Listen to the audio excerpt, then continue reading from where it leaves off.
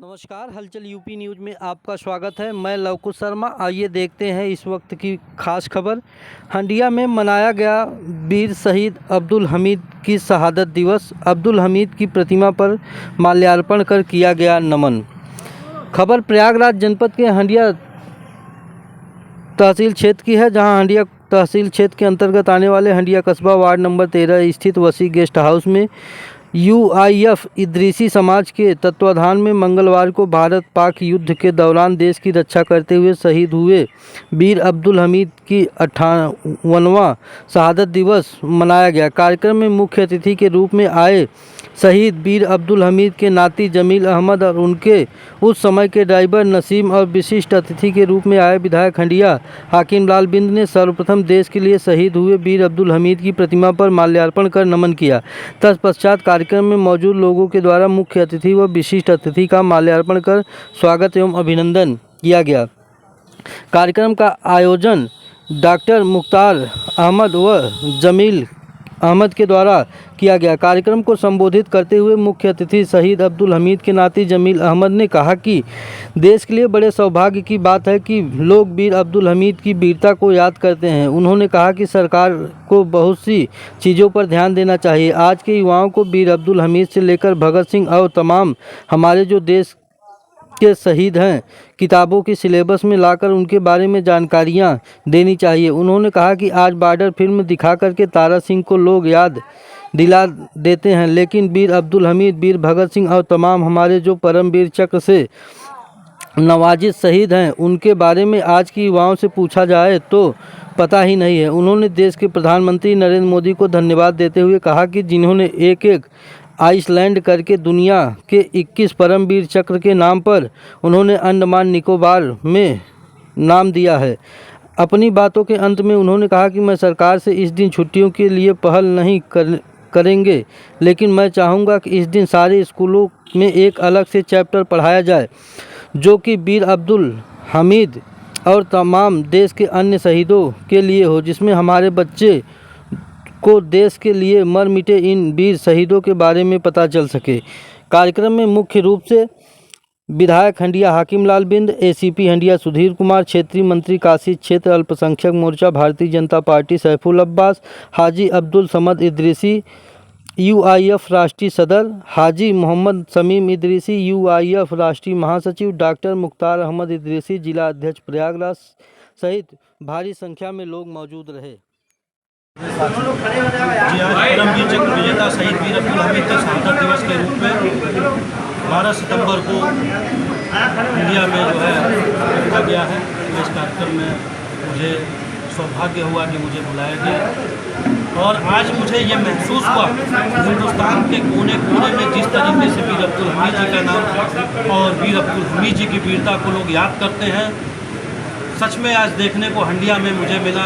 बहुत सारे कार्यक्रम में मैं जाता हूँ, हर जगह वो जज्बा, वो चीज़ों को मैं महसूस करता हूँ कि लोग दिल और दिमाग सब चीज़ों में इतना जज्बा रखते हैं कि वीर अब्दुल हमीद को दिल से मानते हैं। आज सही पूछा जाए तो गवर्नमेंट को बहुत सारी चीज़ों पे ध्यान देना चाहिए, जैसे कि आज युवाओं को वीर अब्दुल हमीद से लेकर के भगत सिंह और तमाम हमारे जो शहीद हैं उनको लोग भूलते जा रहे हैं। किसी भी बच्चे को उठा के पूछ लीजिए। एक मीडिया साहब ने मेरा प्रोग्राम रखा था, कानपुर में मेरा प्रोग्राम चल रहा था, तो मीडिया साहब ने मुझसे पूछा कि भाई साहब आप ये बताइए कि वीर अब्दुल हमीद जी और तमाम जो भगत सिंह हैं इनका चैप्टर में क्या सिलेबस अब तो ख़त्म हो गया है? मैं भी पहले पढ़ा था। मैंने कहा बिल्कुल, आज बॉर्डर फिल्म दिखा करके, गदर फिल्म दिखा करके तारा सिंह को लोग याद दिला देते हैं, लेकिन अगर कहीं वीर अब्दुल हमीद, भगत सिंह और तमाम हमारे जो परमवीर चक्र और तमाम शहीद हैं उनको अगर किसी युवा से पूछा जाए तो उनको पता नहीं चलता कि ये कौन है। वो तो ऐसे पूछते हैं ये साहब कौन है। तो ऐसे गवर्नमेंट को हमारे ध्यान देना चाहिए कि ऐसे शहादत को हमारे जो वीर जाबाज हैं उनको सिलेबस में लाना चाहिए। सिलेबस में जो चलता आ रहा था उसको कभी ख़त्म नहीं करना चाहिए। और उसके बाद भी मैं धन्यवाद देना चाहता हूँ आदरणीय प्रधानमंत्री जी को, जिन्होंने एक एक आइसलैंड करके 21 परमवीर चक्र के नाम पे उन्होंने जो है अंडमान निकोबार में उन्होंने नाम दिया। और गृह मंत्री जी को मैं धन्यवाद देना चाहता हूँ, माननीय मुख्यमंत्री जी को, कि आज भी वो शहादत को लोग जो है कहीं न कहीं से किसी न किसी रूप से ज़रूर जो है कोई न कोई ध्यान देते हैं। और उसी चीज़ों में ध्यान देते हुए आदरणीय प्रधानमंत्री जी से मेरी दादी जब जिंदा थी तो मैंने मांग किया था कि एक पूर्वांचल में कम से कम सैनिक स्कूल का निर्माण होना चाहिए, जिससे कि हमारे युवा जो है सैनिक स्कूल में सैनिक में जाएं और देश सेवा के लिए वो हमेशा वीर अब्दुल हमीद की तरह तैयार रहें। मैं धन्यवाद देना चाहता हूं उन मीडिया भाइयों को जिन्होंने हर शहादत को उन्होंने समय समय पे दिखा करके आज भी वो जिंदा रख रहे हैं। मैं उनको सैल्यूट करता हूं मीडिया भाइयों को कि हर शहादत में हर एक मिनिस्टर के पास जाके पूछते कि क्यों साहब आज कौन सा दिन है, तो वो बोलते हैं मुझे तो पता नहीं है, लेकिन वो बोलते हैं साहब आज तो 10 सितंबर है, शहीद वीर अब्दुल हमीद की शहादत दिवस है, आपको पता नहीं है? तो बोलते हाँ वो तो मुझे पता है। कुछ ऐसे भी लीडर हैं जिनको मैं बताना चाहूँगा कि इस तरीके के सिलेबस में अगर रहेगा तो युवाओं को पता रहेगा। क्या सरकार को पहल करनी चाहिए कि ये शहादत दिवस के दिन छुट्टी करके शहादत दिवस मनाया जाए? बिल्कुल, सरकार को देखिए छुट्टी की जहाँ तक बात आती है, मैं छुट्टी के लिए पहल नहीं करूँगा।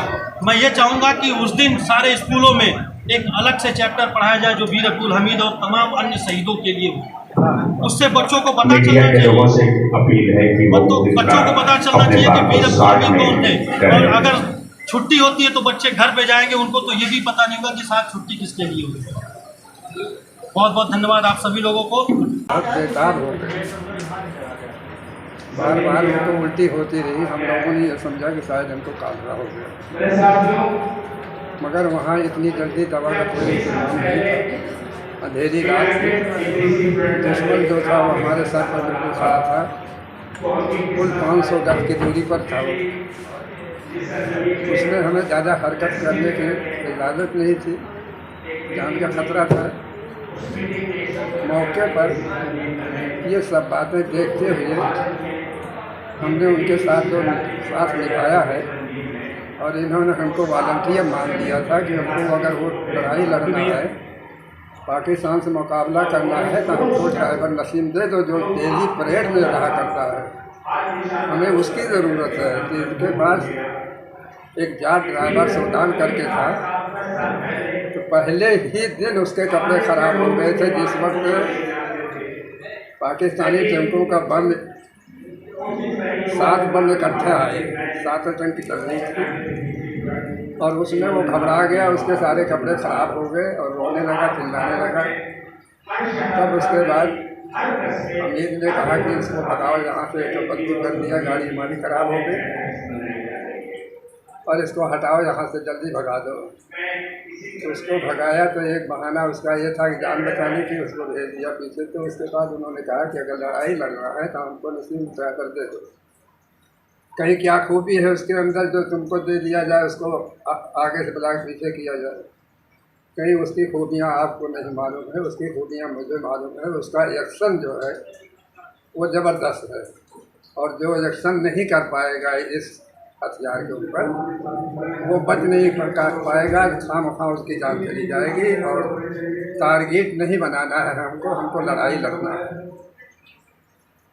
उस समय अंधेरी रात थी, एक कदम भी नहीं दिखाई देता था। इनको हमने बताया कि मेजर ऐसा करो कि इस नाली में जो कपास के खेत में थे, हम किनारे से नाली थी, उसमें जगह जगह हम लोगों ने पानी बांध लिया था थोड़ा थोड़ा। इनकी जब पलटी होने लगी, ज़्यादा तबीयत खराब हुई तो उसी नाली में से इनका मुँह धोया गया और 2 घूंट पानी उनको पिलाया और लेटा दिया। तकरीबन 1 घंटा इंतजार करने के बाद उन्होंने आवाज़ लगाई कि नसीम को बुलाओ जल्दी। तो हम थोड़ी दूर पर गाड़ी के पास देख लिए हुए थे और बंदूक अपनी खड़ी करके थोड़ी थोड़ी दूर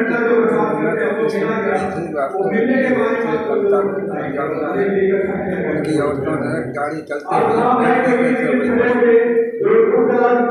तीसरा दिन हो गया था, खाने का कोई बंदोबस्त नहीं, तो सूखी रोटी खा रहे। इतने में आवाज़ आई कि दुश्मन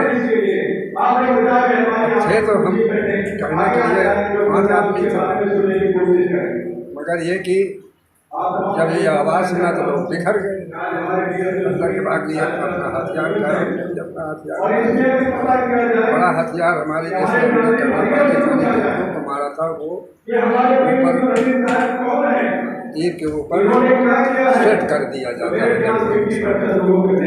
इसलिए कि उसका झटका जबरदस्त, अगर पीछे 10 आदमी हो तो 10 हो जाएंगे उसके गैस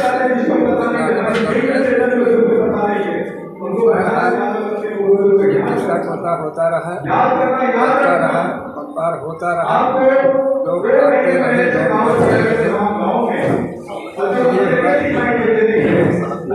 रहे, एक छोड़ा से बैठे भी जमीन से इस तरीके से, तो पाकिस्तानी टैंकें उसी से हमारे करीब आ गए। ऊपर पेड़ पर ओपी साहब बैठे थे, वो वहीं से गिर गए, नीचे चले गए, चिल्लाना शुरू कर दिया ओपी साहब। ऐसा कुछ नहीं, वो डर के मारे नीचे गिर गए।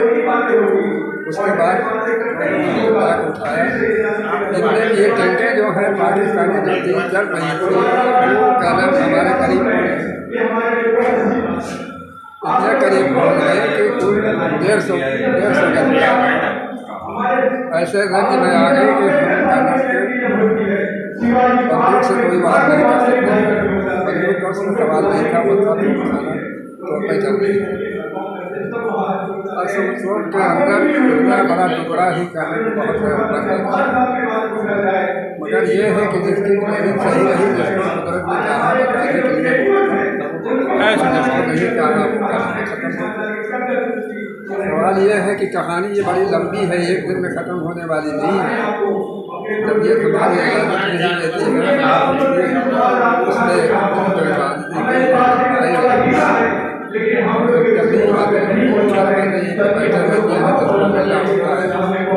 तमाम इसलिए ग्राउंड के ऊपर एक घर बनाया, तो किसी को दिक्कत नहीं होती है आने जाने। सवाल ये कि इनको मरने के बाद परमवीर चक्र अलाट हुआ, इसको परमवीर चक्र अलाट हुआ, उसी जगह पर हम रहे। जब हमारा नाम आया, कागज बन चुका था महावीर चक्र मुझे मिलने के लिए, बड़ी खुशी हुई। हमारे ड्राइवरों ने भागा शुरू कर दिया,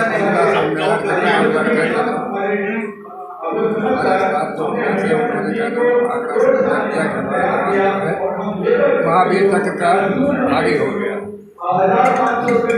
एक कांगड़ा में रहने वाला उस कमीने ने जब लोग हमको ऊपर उछालने लगे, खुशी मनाने लगे, तो सब उनके मुसलमान थे, बस वो जाहिर था। इन्होंने कहा